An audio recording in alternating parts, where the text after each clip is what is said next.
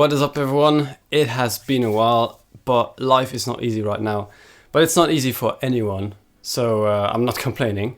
Today, we are finally taking a look at something that I'm probably the most proud of, and that is my 7-string DIY build. In case you are new to this channel or haven't been following it for that long, about a year ago I started my second project, my second DIY build.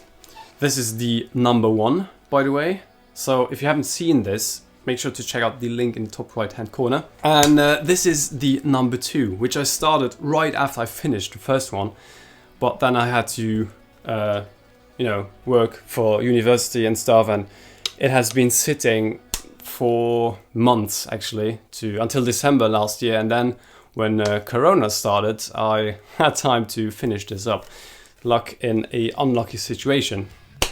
We're going to talk specs, we're going to talk a bit about the build process, we're going to talk about the quality.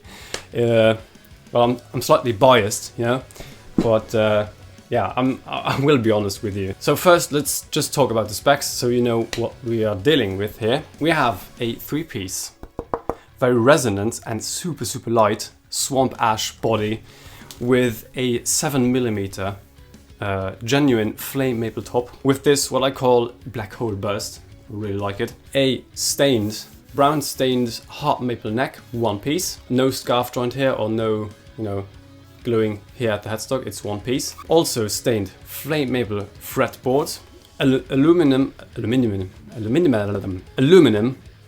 and walnut inlays. 24 small frets or small medium frets.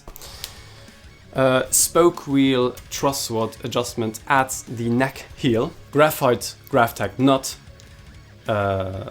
hip shot locking tuners, as well as a hip shot fixed bridge, string through, as you can see. We have a set of the Guitarmery pickups from the US. This is the Minuteman set, with Macassa ebony bobbins, and they look absolutely phenomenal in this guitar, and they sound fantastic in this guitar, as you may have heard in the beginning of this video. Control wise, we have a single volume push-pull for coil split and a 3-way selector. Well, bolt-on construction with 5 bolts, because why not? And a flame maple electronics cover, which is the same piece than the top actually, and it's held in by magnets, so it's really nice and clean, and it's really neat.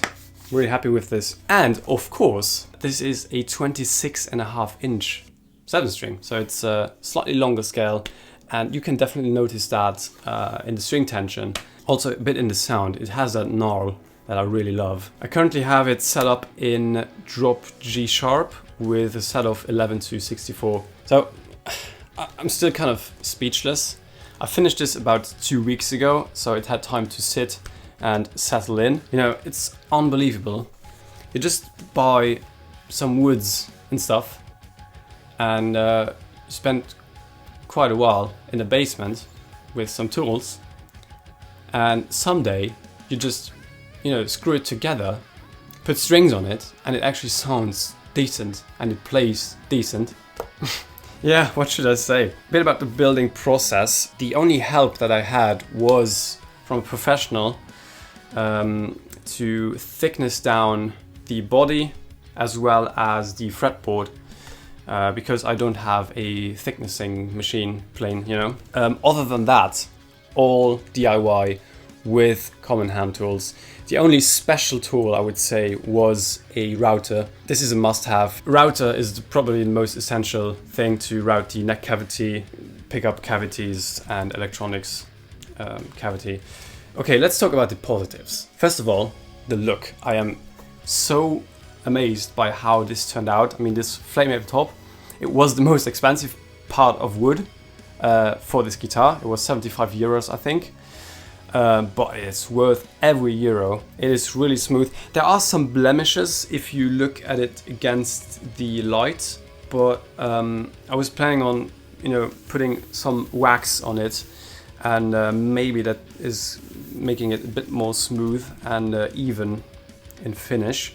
But so far I'm really happy. Now the neck feels much better than my first build. And my first build had a neck that was super thick and it just felt unnatural.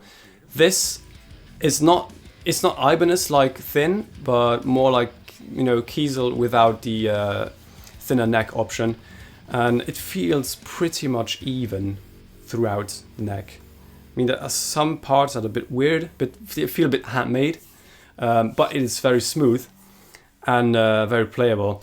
I rolled over the fingerboard edges so they are not sharp. That was a problem as well on the first build. And I've spent quite some more time on the fretwork, which is still not perfect. I really paid attention to get the frets really nice and level, but there's still some buzz at some places, like here for example.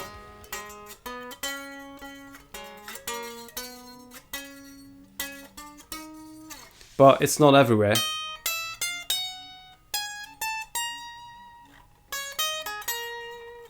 You know, I mean, it's definitely much better than the first one. It's almost like a guitar you would buy, which is mind-blowing. Let's talk a bit about the things that I maybe messed up or I'm not so happy with. I think looking at the headstock, I have a design flaw in the headstock. It's going out too far on this side here. So this tuner sits too far out and the string has to go, you know, at an angle towards the tuner, which is not a big deal, but it doesn't look that very nice. And also the headstock looks like it's a bit off, but that's just my design fault. The volute and the neck heel look way better than the first one. There's still some sanding marks, although I really spent some time to get this smooth. It's still not, you know, custom shop level, but you know. The next thing is the nut is not quite sitting as you would want a nut to sit. There's a little gap here between the nut and the fretboard. Yeah, not ideal, but I could try and you know, spend more time and fix that. There are a couple of glue marks from the super glue around the side dots and the fretboard inlay markers. This I'm not happy with, this scallop here, this bevel, because it's a bit off, you know, it's like crooked. There is a ding in the body here, which I forgot to fill. I could have filled this. This happened when I glued the top and the body together with a big clamp, and I had no supporting wood here. Yeah. Other thing is something that you can't really see, but I really messed up the cavity bottom. So when I drilled out material, I drilled out too far.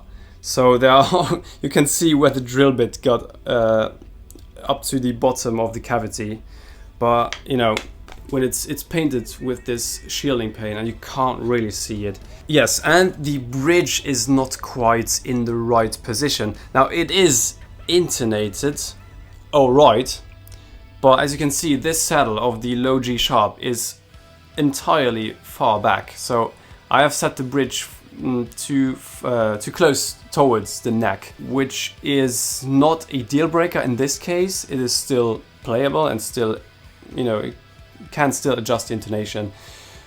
But if this was a guitar that I have bought for, I don't know, 2,000 euros, it would be like, bro. These are things, you know, that I'm learning still.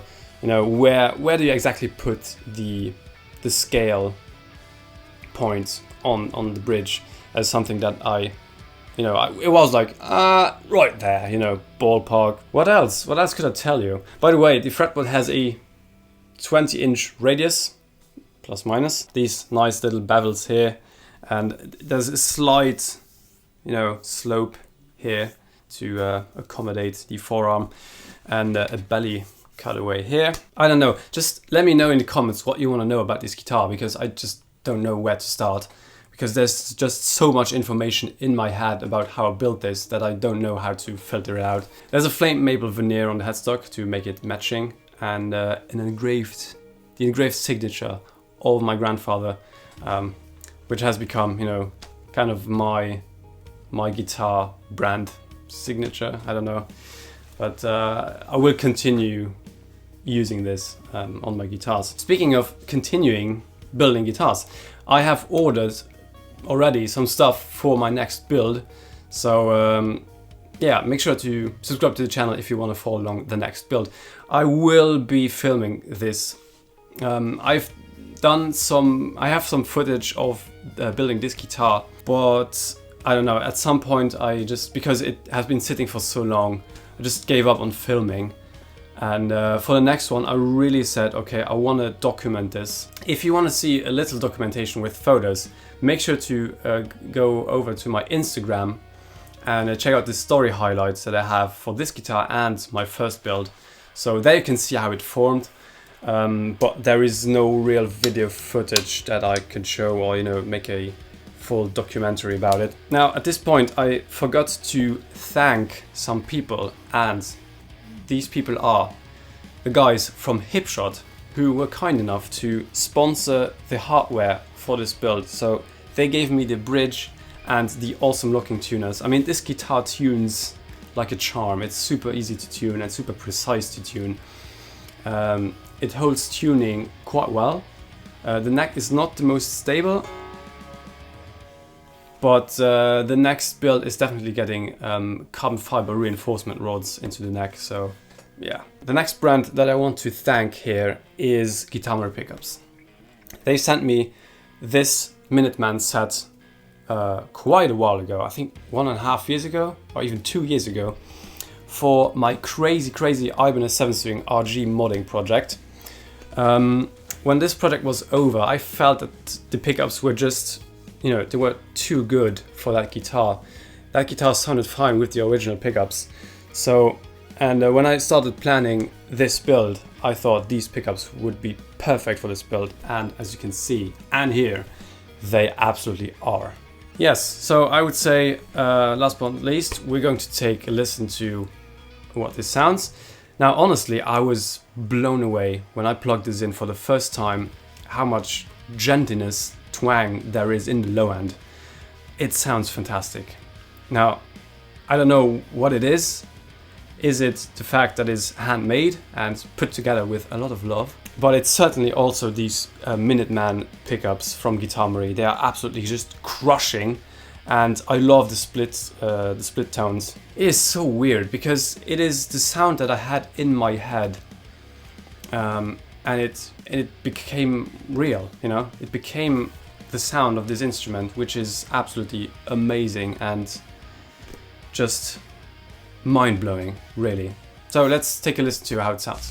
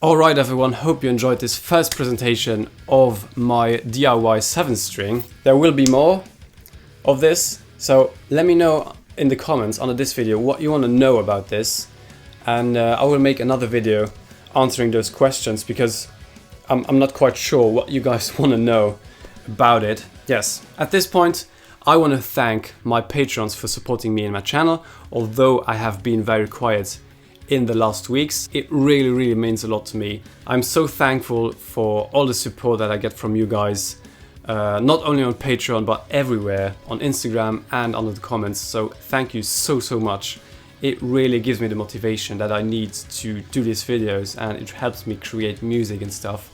There's an upcoming single, by the way. I mean, it's the magic of the internet, so I'm happy to give you guys something, and the amount of how much you give me back is absolutely immense, so thank you so much. So something I wanted to talk already in this video is that I am thinking about selling this guitar. Now, before you go like crazy and no, you can't do that, let me explain. The purpose that this build has is the building itself. You know, the process of building it was the purpose of this guitar. As happy as I am with the results, this has served its purpose to me. Now, as you may know, I'm not really that much of a 7-string player anymore. Now, this doesn't have the level of quality that a 2.5k euro custom shop has. I could, you know, ditch it for a quite low price, which would be painful, but, you know, realistic. Or I could send it over to maybe, you know, Marco from Markline and have a professional luthier revise it, and so it's, you know, really acceptable as a custom shop instrument. And then I would sell it for a, you know, fair price to someone that is interested in owning the number 2 of what I would call the Steffen Guitar Works workshop. I will continue building guitars.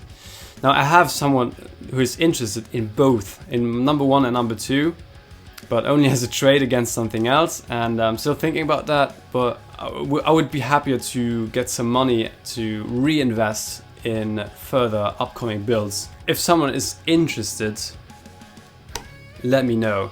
Also, I would be maybe interested in some trades. Not exactly sure what trade value we should be talking about. Keep in mind, this has been built in a basement with mostly hand tools, or just hand tools. Yeah, let me know in the comments or write me an email, whatever.